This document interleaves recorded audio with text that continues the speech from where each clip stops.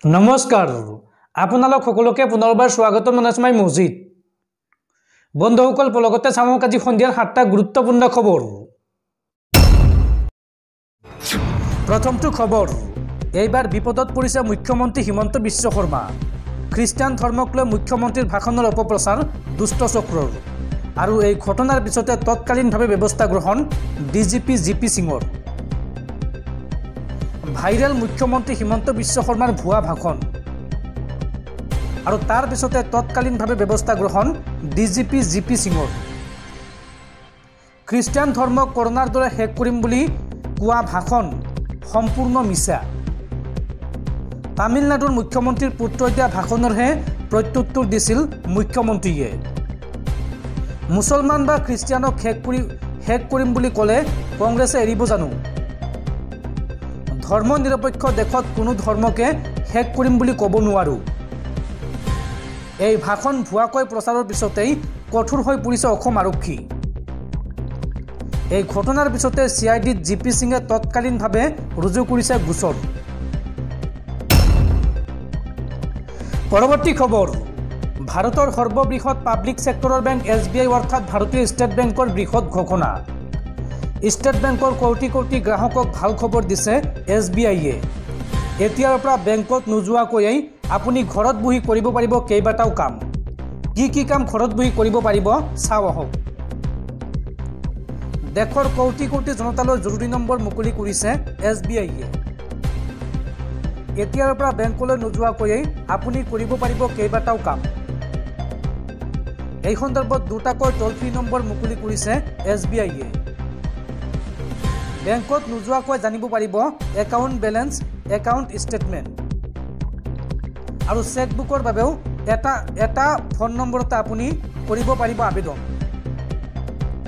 লগতে loan deposit স্কিমৰ বিষয়েও জানিব পাৰিব এই নম্বৰৰ জৰিয়তে হোম লোন আৰু কাৰ লোনৰ বিষয়েও জনাব এই নম্বৰে আপুনি এইসমূহ তথ্য জানিবলৈ ডায়াল কৰক 18002100 নম্বৰত লগতে 18001234 এই নম্বৰতে আপোনালোকে জানিব পাৰিব সবিশেষ তথ্য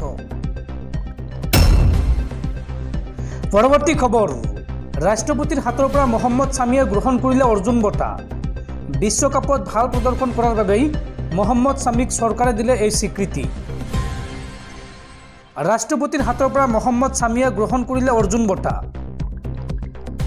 বিশ্বকাপত ভাল প্ৰদৰ্শন কৰাৰ বাবে মহম্মদ ছামিক চৰকাৰে দিলে এই স্বীকৃতি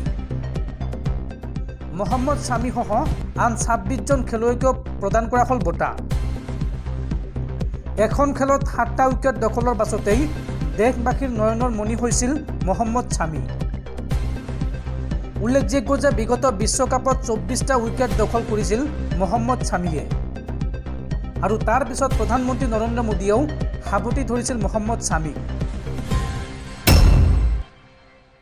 বন্ধুসকল তাৰপিছত 4 নম্বৰ খবৰটো জনোৱাৰ আগতে আপোনালৈ এটা সৰু ৰিকুৱেষ্ট যদি তেওঁলোকে এই ভিডিঅ'ত লাইক কৰা নাই তেন্তে প্লিজ এটা লাইক কৰি দিয়ক আৰু এনেকুৱা ধৰণৰ নতুন ভিডিঅ' পাবলৈ চেনেলটো সাবস্ক্ৰাইব কৰি কাষত থকা বেল আইকনটো প্ৰেছ কৰি ৰাখক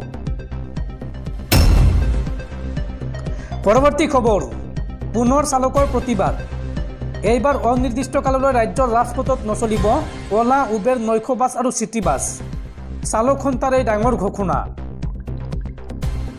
অনিৰ্দিষ্ট কাললৈ ৰাজ্যৰ ৰাজপথত নচলিব ওলা উবেৰ নৈশ বাছ আৰু চিটি বাছ বিহুৰ পাছতে আন্দোলনৰ দিন ঘোষণা কৰিব চালক সন্থাই এই কথা ঘোষণা কৰিলে সদৌ অসম মটৰ শ্ৰমিক যুটীয়া পৰিষদে মাঘ বিহুৰ পাছতে ধাৰাবাহিক আন্দোলন কৰিব মটৰ শ্ৰমিক সন্থাই হয়তো অনিৰ্দিষ্ট কাললৈ বন্ধ হ'ব পাৰে বাণিজ্যিক বাহনৰ চলাচল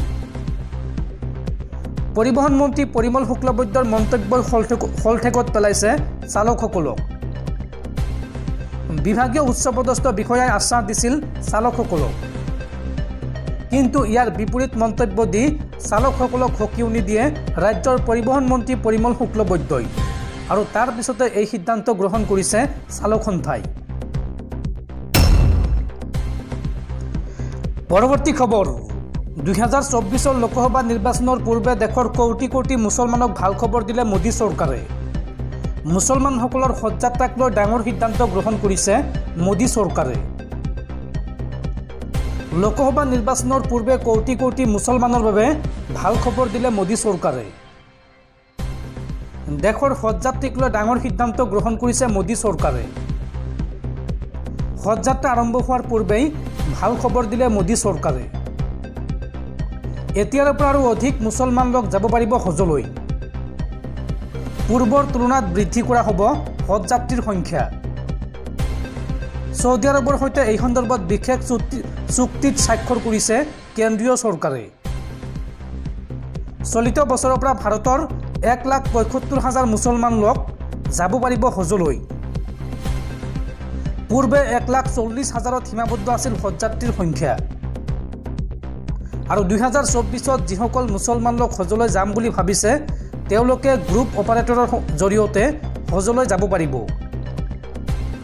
হজযাত্ৰী নিৰাপত্তা সুনিশ্চিত কৰিবৰ বাবে ছৌদি আৰব আৰু ভাৰত চৰকাৰৰ মাজত আলোচনা হয়।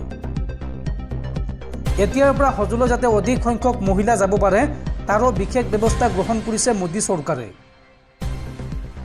তদুপৰি চিকিৎসাৰ সুবিধা সুনিশ্চিত কৰিবলৈও পদক্ষেপ হাতত লৈছে ভাৰত চৰকাৰে। পৰৱৰ্তী খবৰ, ৰাজ্যৰ লাখ লাখ ই ৰিক্সা চালকলৈ ডাঙৰ খবৰ। ই ৰিক্সা চালকলৈ জাৰি কৰা হৈছে নিষেধাজ্ঞা। নিশা 8 বজাৰ পৰা পুৱা 8 বজালৈকে চলাব নোৱাৰিব ই ৰিক্সা। এই নিয়ম অমান্য কৰিলেই কঠোৰ শাস্তিৰ সন্মুখীন হ'ব লাগিব। ই ৰিক্সা চালকলৈ জাৰি কৰা হৈছে নিষেধাজ্ঞা। ৰাজ্যৰ লাখ লাখ ই ৰিক্সা চালকলৈ ডাঙৰ খবৰ। ই ৰিক্সা চলাচলৰ সময় বান্ধি দিলে প্ৰশাসনে। এই নিয়ম উলংঘা কৰিলেই কঠোৰ ব্যৱস্থা ল'ব প্ৰশাসনে। ৰাজ্যিক ঘাইপথ আৰু মূল পথত ই ৰিক্সা চলাচলৰ নতুন নিয়ম। এতিয়াৰ পৰা নিশা 8 বজাৰ পৰা পুৱা 8 বজালৈকে চলাব নোৱাৰিব ই ৰিক্সা। আৰু গন্তব্যস্থানৰ বাওঁফালেহে নামিব পাৰিব ই ৰিক্সাৰ যাত্ৰী।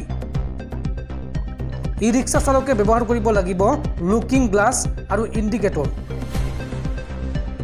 কৰিমগঞ্জ জিলা প্ৰশাসনে জাৰি কৰিছে এই বিশেষ নিৰ্দেশনা। পৰৱৰ্তী খবৰ, উচ্চতম ন্যায়ালয়ৰ ৰায়দানৰ পাছতে শোক ব্যক্ত বিলকিছ বানুৰ। বিলকিছ বানুৰ দলবদ্ধ ধৰ্ষণ কাণ্ডৰ 11জনকৈ অভিযুক্তৰ ক্ষমা খাৰিজ কৰা দেশৰ উচ্চতম ন্যায়ালয়ে। লগতে গুজৰাট চৰকাৰক কয় যে এই অভিযুক্তসকলক ক্ষমা কৰাৰ অধিকাৰ চৰকাৰৰ নাই। এই ৰায়ৰ পাছতে 11জন অভিযুক্তই আগন্তুক 2 সপ্তাহৰ ভিতৰত আত্মসমৰ্পণ কৰিব লাগিব আৰু তাৰ পাছত তেওঁলোকক পুনৰ জেললৈ প্ৰেৰণ কৰা হ'ব। উচ্চতম ন্যায়ালয়ৰ এই ৰায়ত শোক ব্যক্ত কৰি বিলকিছ বানুই অধিবক্তাৰ দ্বাৰা প্ৰতিক্ৰিয়া প্ৰকাশ কৰে। তেওঁ কয় যে আজি মোৰ বাবে সঁচাকৈয়ে নতুন বছৰ। এই ৰায়ৰ পাছতে মোৰ চকুপানী ওলাইছে আৰু মই শান্তি পাইছোঁ। মই আজি 1.5 বছৰ পাছত প্ৰথমবাৰৰ বাবে হাঁহিছোঁ। আজি মই মোৰ সন্তানক সাৱটি থৈছোঁ। এনে অনুভৱ কৰিছোঁ যে এটা ডাঙৰ শিলৰ বোজা দূৰ হৈছে। মই সৰ্বোচ্চ ন্যায়ালয়ক ধন্যবাদ জ্ঞাপন কৰিছোঁ কিয়নো ন্যায়ালয়ে মোক ন্যায়ৰ আশা দিছে। উল্লেখযোগ্য যে গুজৰাটত 2002 চনত সংঘটিত দাংগাত গণধৰ্ষণৰ বলি হোৱা বিলকিছ বানু আৰু তেওঁৰ পৰিয়ালৰ 7জন লোকক হত্যা কৰা 11জন অভিযুক্তক গুজৰাট চৰকাৰে ক্ষমা প্ৰদান কৰিছিল। 2022 চনৰ 15 আগষ্টত ক্ষমা প্ৰদান কৰাৰ পাছত আটাইকেইজনে জামিন লাভ কৰিছিল। চৰকাৰৰ এই সিদ্ধান্তক সোমবাৰে খাৰিজ কৰে দেশৰ সৰ্বোচ্চ ন্যায়ালয়ে আৰু লগতে কয় যে চৰকাৰে ক্ষমতাৰ অপব্যৱহাৰ কৰিছে।